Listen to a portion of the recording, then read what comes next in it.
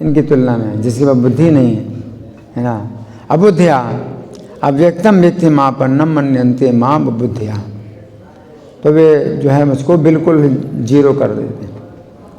जो देवताओं की पूजा करने वाले हैं वो फिर भी कृष्ण के व्यक्तित्व को मानते हैं, लेकिन देवताओं को ज़्यादा महत्व देते हैं कृष्ण की तुलना में, और देवताओं की पूजा करते हैं।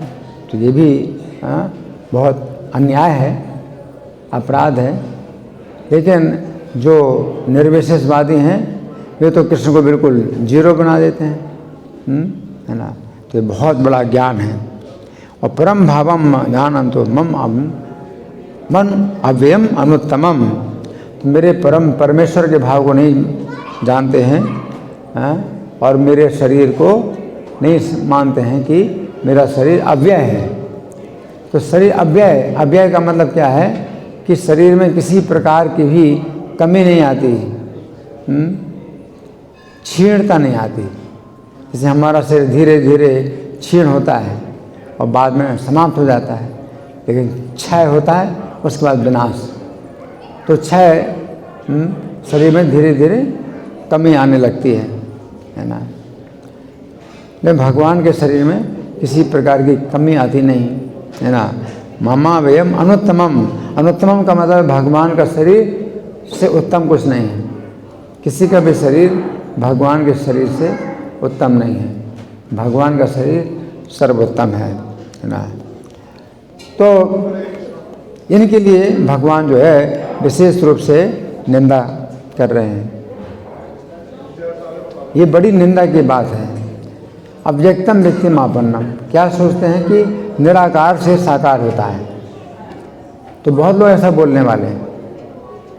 क्या बोलते हैं कि जो परम सत्य है वो निराकार है, और निराकार से फिर साकार होता है।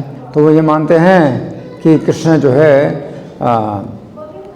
पहले निराकार थे, और बीच में जब वसुदेव देवकी के यहाँ जन्म हुआ तो साकार हो गए, तो निराकार से साकार हो गए। और बाद में जब उन्होंने लीला समाप्त करी तो फिर जो है वो निराकार हो गए, फिर नहीं रहे, है ना। तो बहुत बड़ा ज्ञान है। जैसे कि महाभारत का सीरियल बनाया गया है ना, तो उसमें यही दिखाते हैं कि वसुदेव देवकी कारागार में हैं और खिड़की से एक प्रकाश आता है, खिड़की से एक प्रकाश आता है, प्रकाश से एक बालक बन जाता है। गर्भाधान नहीं बताते, मतलब एक प्रकाश है, तो मतलब श्रेष्ठता बताते हैं कि कृष्ण प्रकाश से पैदा हुए। लेकिन तो भी ये भी जो है बहुत अज्ञान है। ये तो माना कि भाई गर्भाधान से नहीं पैदा हुए कृष्ण, ये प्रकाश से पैदा हुए। तो पहले प्रकाश होता है, निराकार ज्योति होती है, उसी से जो है कृष्ण साकार हो जाते हैं। और फिर वो साकार कृष्ण जो है बाद में फिर क्या हो जाते हैं, निराकार ज्योति बन जाते हैं, है ना। तो ये बहुत बड़ा ज्ञान है ना। तो भगवान जो है इस बात का विरोध कर रहे हैं कि देखो मुझको जो है मतलब इस तरह से ये लोग मान रहे हैं, जबकि शास्त्रों में भगवान जो है अपने जन्म से पहले योग माया को आदेश दे रहे हैं। अगर वो निराकार होते हैं तो पहले ही क्यों आदेश दे रहे हैं, जन्म के पहले हैं। अगर वो निराकार होते हैं तो योग माया को फिर क्यों आदेश देते हैं। जब 8वें पुत्र के रूप में कृष्ण आए देवकी के गर्भ में, है ना, और 7वें गर्भ में बलराम जी आए। तो बलराम जी जब देवकी माता के गर्भ में थे तो भगवान श्री कृष्ण ने योग माया को आदेश दिया और क्या कहा कि मेरे जो धाम हैं संकर्षण, वो देवकी के गर्भ में है। तुम देवकी के गर्भ से उनको रोहिणी के गर्भ में स्थानांतरित कर दो, है ना, और ये कार्य तुम मेरा करो तो मैं तुम्हें पुरस्कार दूंगा। मैं पुरस्कार देता हूँ तुम्हें, है कि तुम्हारी पूजा होगी, अलग अलग स्थानों में तुम्हारी अलग अलग नामों से पूजा होगी, है ना। तो भगवान जो है अगर जन्म से पहले निराकार थे तो फिर भगवान योग माया को कैसे आदेश दे रहे हैं? तो भगवान योग माया को आदेश दे रहे हैं। और गर्ग संहिता में तो इतना वर्णन है कि जो देवता लोग हैं वो गोलोक धाम में चले जाते हैं, गोलोक धाम में जाते हैं। गोलोक धाम में भगवान का जो है जो द्वार है, तो द्वार पर सतचंद्रानना नाम की एक सखी है, तो वो जो है द्वार की रक्षा कर रही है। तो जब ये देवता लोग जिनके के नेता भगवान विष्णु हैं जब प्रवेश करने लगे तो सतचंद्रानना ने उनसे पूछा कि आप लोग कहाँ से आए हैं, आप किस ब्रह्मांड से आए हैं? तो ये देवता लोग जो है सब भ्रमित हो गए, कहते हैं कि हम किस ब्रह्मांड से आए हैं? तो क्या हमारे ब्रह्मांड के अलावा और भी कोई दूसरा ब्रह्मांड है क्या? तो सतचंद्रानना हंसने लगी कि अरे आप लोगों को जो है पता ही नहीं है कि आपके ब्रह्मांड के बाहर और भी कई ब्रह्मांड हैं। आप लोग तो एक गोलर के फल के अंदर जैसे रहने वाले कीड़े हैं, आप तो उसी तरह से हैं कि गोलर के फल के अंदर जो कीड़े पैदा होते हैं तो वो उस फल के बाहर की दुनिया को जानते नहीं कि फल के बाहर कितनी दुनिया है। तो आप अपने ब्रह्मांड के अलावा और किसी दूसरे ब्रह्मांड को जानते ही नहीं है? तो बड़ी हंसी होती है। तो फिर वो पूछती है कि आप लोग कौन से ब्रह्मांड से आए हैं तो बताओ, तो मैं भगवान कृष्ण को बताऊंगी कि आप किस ब्रह्मांड से आए हैं। तो सब देवता जो है निरुत्तर हो जाते हैं, कोई जवाब नहीं दे पाते हैं। तो भगवान विष्णु ही जानते हैं, भगवान विष्णु उत्तर देते हैं, हाँ हाँ हम बताते हैं, मैं बताता हूँ। हम उस ब्रह्मांड से आए हैं जहाँ अभी हाल में कृष्ण गर्भ का अवतार हुआ और वामन देव के बाएं चरण के नाखून से, बाएं चरण के अंगूठे के नाखून से उसमें छिद्र हो गया है। तो सतचंद्रानना ने भगवान विष्णु को माना कि इतने सब देवताओं में एक ही बुद्धिमान निकला। भगवान विष्णु ने जब बताया कि हम उस ब्रह्मांड से आए हैं तो बोले हाँ आप लोगों में एक ही व्यक्ति बुद्धिमान है जो बता पाया कि कौन से ब्रह्मांड से आए। हाँ, और फिर उसको उन सबको द्वार पर ही खड़ा करके और फिर जो अंदर जाती है फिर भगवान कृष्ण को जो है सूचना देती है। फिर भगवान की आज्ञा प्राप्त करके दरवाजे में आती हैं और कहती है कि भगवान कृष्ण आप लोगों को बुला रहे हैं, आप लोग जाइए अंदर जाइए, भगवान कृष्ण आपको बुला रहे हैं, है ना।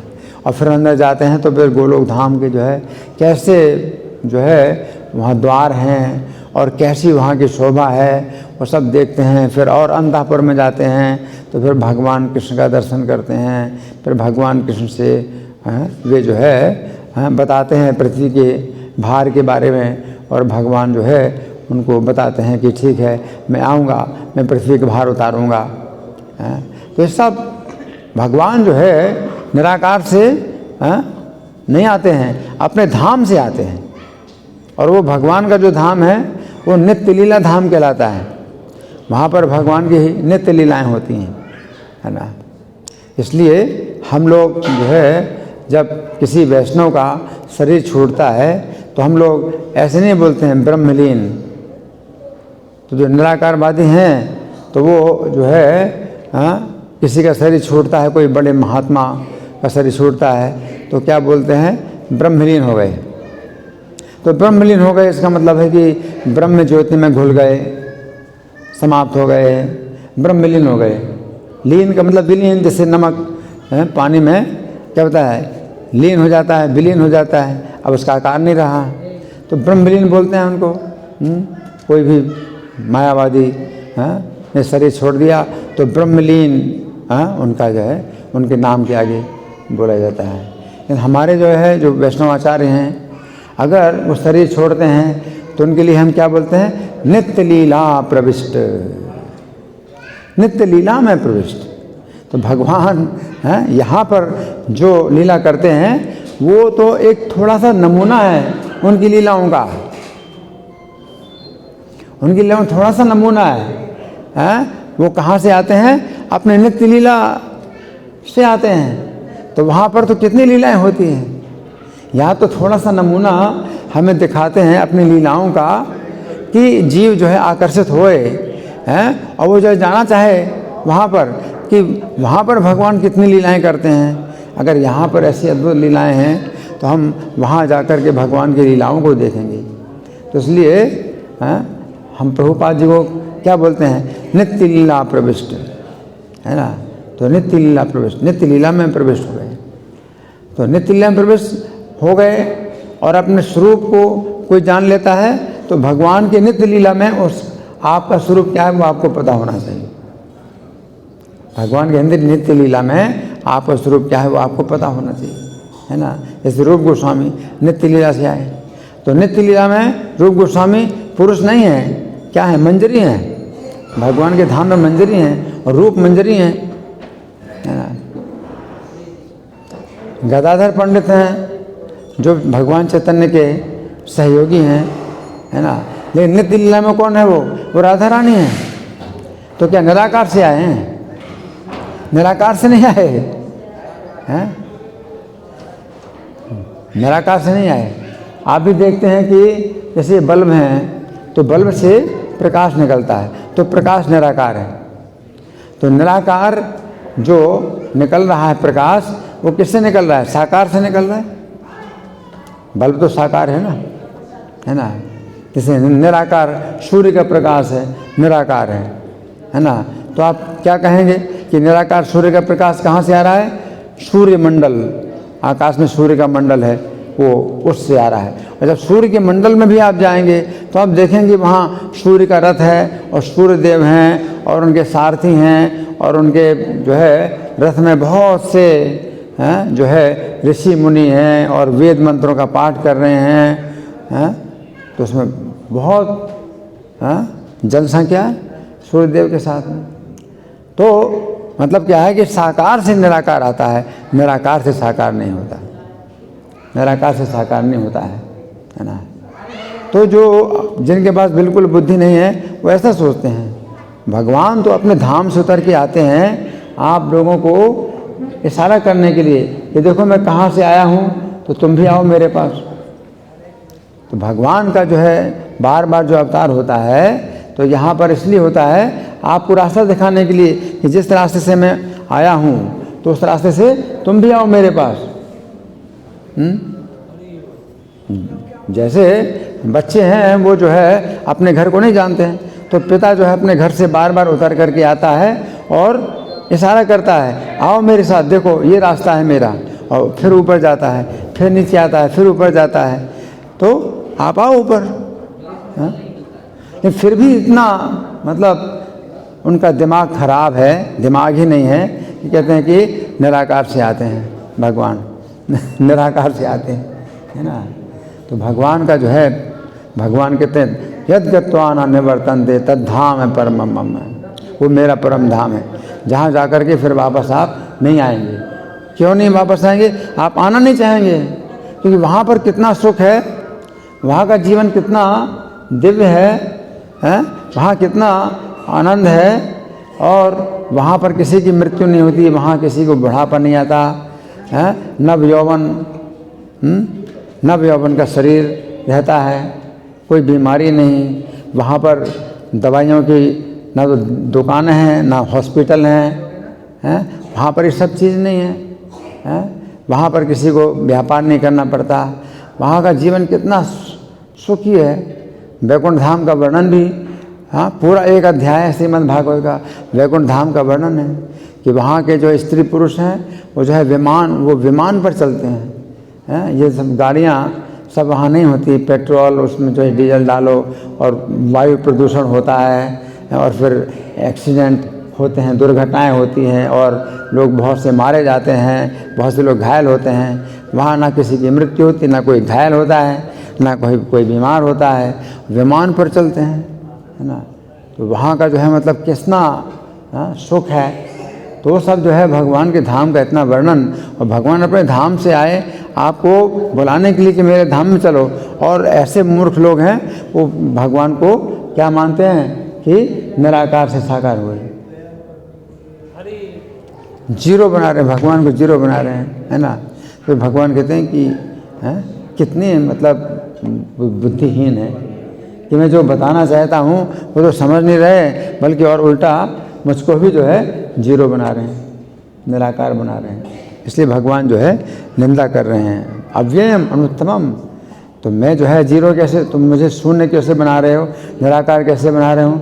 मैं अविनाशी हूँ और मुझसे उत्तम कुछ भी नहीं है।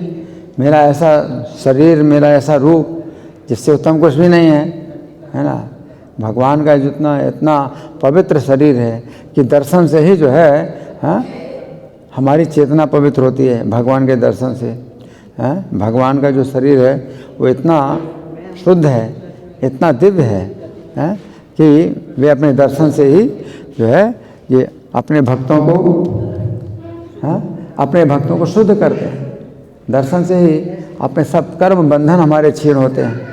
अपने दर्शन से भगवान जो है, हरि बोल हरि बोल, तो अपने दर्शन से ही वे जो है हमें सब ज्ञान भी दे सकते हैं। ध्रुव महाराज चाहते थे भगवान का दर्शन करके कि उनका गुणगान करूं, तो भगवान ने अपना संग छुआया, उनके गाल में संग छुआ दिया, तो ध्रुव महाराज को पूरा ज्ञान हो गया, भगवान की स्तुति करने लगे। तो भगवान की स्तुति करने के बजाय क्या कर रहे हैं, भगवान की और निंदा कर रहे हैं कि निराकार हैं। इससे बढ़कर के और क्या निंदा हो सकती है? कि आप अगर मैं आपसे कहूँ कि भाई साहब आपकी आंखें नहीं हैं, आपके कान नहीं हैं, आपके मुंह नहीं हैं, आपके हाथ नहीं हैं, तो आपको बुरा लगे। इसलिए भगवान को क्या बुरा नहीं लगता? भगवान को बुरा लगता है। इसलिए भगवान उनकी निंदा करते हैं कि मुझको ऐसा बोलते हैं ये लोग, है ना। तो जहाँ भगवान के शरीर का जो है वर्णन करना चाहिए कि भगवान के चरण कितने सुंदर हैं, भगवान के जो है घुटने, भगवान के वस्त्र, भगवान के कमर, भगवान की नाभि, भगवान के हाथ कितने सुंदर हैं, तो शास्त्रों में कितना कितना वर्णन है भगवान के रूप का, कितने सुंदर हैं। वहाँ पर जो है ये लोग कितना उल्टा बोलते हैं कि निराकार से हुए, निराकार से हुए, है ना। तो ऐसे लोग जो है मतलब कितने अभागे हैं कि भगवान के रूप का दर्शन नहीं करना चाहते हैं। अब भगवान के रूप का दर्शन नहीं करना चाहते हैं, उनके दिमाग में ये आ गया है कि निराकार श्रेष्ठ है और साकार में जो है कुछ कमी है, साकार में कमी है। वो साकार तो माया से बना है, ये तो अनित्य है, इसलिए हम तो निराकार का चिंतन करेंगे। अब भगवान इतनी कृपा करके मंदिर में अपने को प्रकट करते हैं अर्चा विग्रह के रूप में, और उनका इतना श्रृंगार, उनकी शोभा इतनी होती है कि चित्त प्रसन्न हो जाता है। ये वे भगवान का दर्शन भी नहीं करना चाहते। नहीं, हम मंदिर में जाते, हम तो निराकार को मानते हैं, हम तो निराकार को मानते हैं, हम मंदिर नहीं जाते, हम भगवान का दर्शन नहीं करते। दुर्भाग्य, इतना बड़ा दुर्भाग्य है, इसलिए भगवान निंदा करते हैं। धन्यवाद। ग्रंथराज श्रीमद् भगवद गीता की जय, श्रील प्रभुपाद की जय।